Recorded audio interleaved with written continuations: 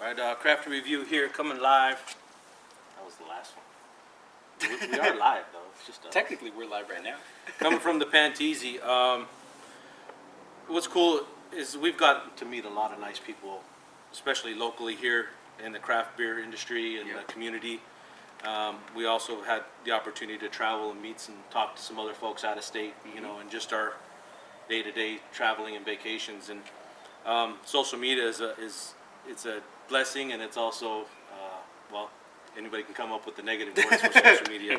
In this case, we were contacted by a brewing company out of Chantilly, Virginia, Honor Brewing Company, a few weeks ago, and they were kind enough to send us a bunch of goodies. Yeah. And they gave us some swag. Take free stuff any day. Yeah, exactly. And you know what? In the only way that we can repay them is just by giving them props through social media. Most definitely. It's our way of just, you know, saying thank you. Our opinions really aren't really valued by many. I mean, there's a lot of people that do what we do, but we're pretty genuine when we come to saying thank you and trying to help push your guys', you know, the brewery's message or the beer that, you know, the brewery is trying to push out there for the public to try and enjoy. But they were fortunate enough to send us some beer, and we wanted to do a really good review on their Warrior IPA. And again, based out of Chantilly, Virginia. This is it's an IPA, so everybody's familiar with it. It's going to be a lot of, you know, hop forward based. 6.2 on the ABV and 65 on the IBU. It didn't really go into a whole lot of detail on the malt portion of the bill. Okay. But the hops that they use are the Nugget, the Zethos, and the Hatanum. Hatanum I'm not very familiar with, but their description is that it's going to have a little bit of citrusy notes and the pine notes. But before we get into the beer, I just wanted to pretty much touch a little bit on why they do what they do. Again, owned and brewed by veterans. A lot of their proceeds go to helping wounded warriors and veterans, and everything that they do is in honor of those that serve.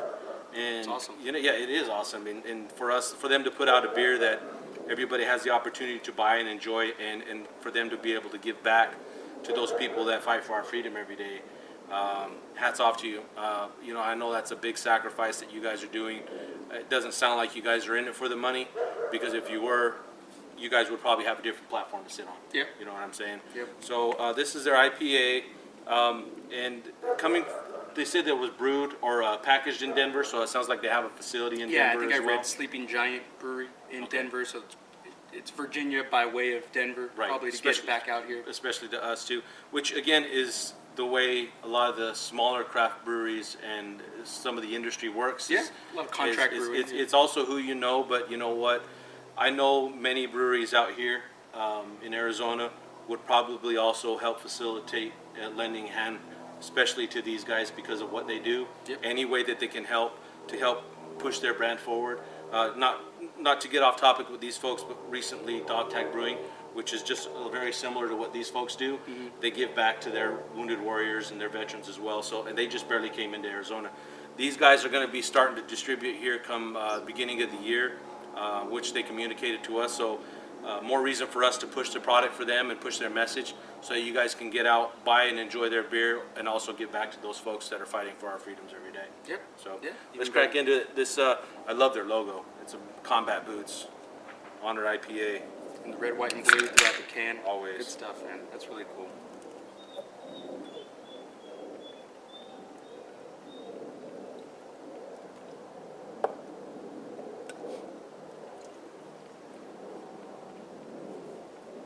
So right out the gate, not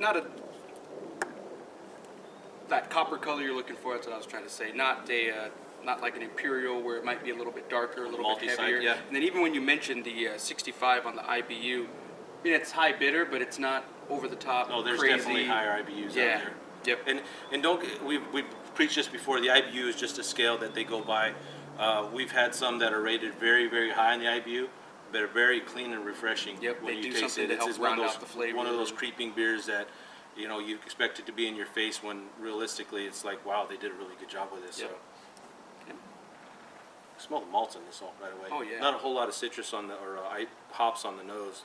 I get a little bit more of the malt on it. Yeah, I get a little piney, little citrusy, if any, but definitely you smell more malt first.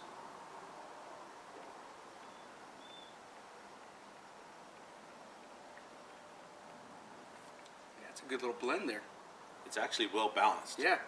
Because I get more of the, I get personally more of the pine up front, Yep. but that, and it's very, very strong. But then when that mellows out, you pick up the subtle citrusy hops Yep. in the background.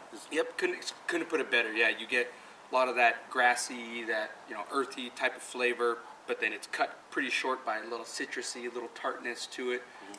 So just when you're thinking, oh, this might be a little bit too grassy for me, might be a little bit too much, you get that sweetness, that little citrusy to help kind of mellow it out on the back end there, and that's pretty smooth. I think it dries up pretty well, and a lot of the beers that I enjoy aren't very dry. There are some that I have had that, because the reason for the dryness, very similar to what Pilsners will do. And actually, like, might be some of the Pilsner hops in there. Yeah. Or malts rather, because that's the profile I pick up on. Yeah. Could be totally wrong, but very similar to that. It's dry, but the reason why they do that as brewers is they want you to keep drinking, because it doesn't it doesn't stay there very long. Yeah. It's dry and you want to go in for more. Yeah, that's what I was gonna say. There's some beers out there that you taste and you're like you taste it 3 days later. It's Yeah. it's so Especially heavy. when it comes to IPAs. Yeah, that's very smooth, very drinkable. It goes down real smooth, and it doesn't linger out there. So like you said, it makes you want to.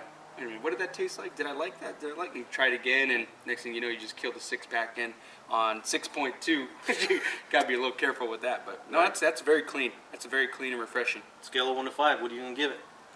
I'll give it 4 1/4. And that's actually, again, really decent IPA. Not trying to bombard with a lot of hop flavor, not trying to blast you in the face with a lot of hop. Trying to make it simple, add a little bit of sweetness, add a little bit of piney flavor to it. And I think they do a damn good job of that. Yeah, I'll up you a little bit and go with the 4.5, just for again, relating it to styles that we've had where they come across as being citrusy. I enjoy that we don't get a whole lot of pine flavored hops here in the Southwest. Everybody is really driven by more of the citrus style. Yeah. And I think that's just more of a territorial type of thing. I know the Northwest they come across with a lot of the hop, the pinier type of hops. But I like what they did here, because you get a really good balance of the piney style hop in the front. That might be the Hatanam, because I've never heard of that. I've heard of the Zitos and the Nugget before. But I like that it shares, especially with us in the Southwest, the citrus on the back end. And I like that it's dry, because it's going to keep me on drinking. To me, this is an everyday IPA. Yeah. This is an everyday IPA for sure. So I'll go about a 4.5. But the big question we always ask ourselves. Yep, gotta ask it every time. Would you tap this beer? I definitely would tap it. It's a really good beer, not to take away from the beer itself, but for me, any brewery that decides to take away from profit, take away from making money and lining their own pockets, and decides to give back, especially for our veterans who We wouldn't be here doing what we do if they weren't doing what they do. Yep. So honestly, for any business, be it brewery or burger shop, whatever, anybody that's willing to take money out of the business to put it back towards causes like that, you win me over. But on top of that, it happens to be a pretty really damn good beer. Really good even beer. Better. You took the words out of my mouth. I will agree with that. That I would tap it, and to give tribute to the beer, it's really good beer. Obviously, with my descriptions in it, you can tell that I like it. But even more so because of what they stand behind and what they're all about.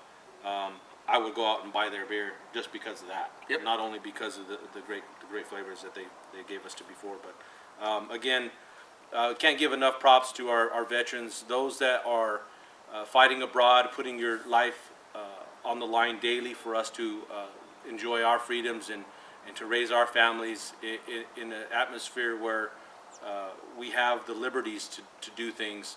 Hats off to all of you, domestic and abroad. One good slogan that they had on their page, that just reading it rolls off the tongue really well, but when you read the words and actually understand what they're saying in the words, I couldn't go without giving it props. So again, we're not going to really toot our horn on this review. This is more for you and all of our veterans out there. A glass raised in honor. Always a glass raised in honor. God bless America. Thank you guys. Thank Honor Brewing for what you do. Cheers.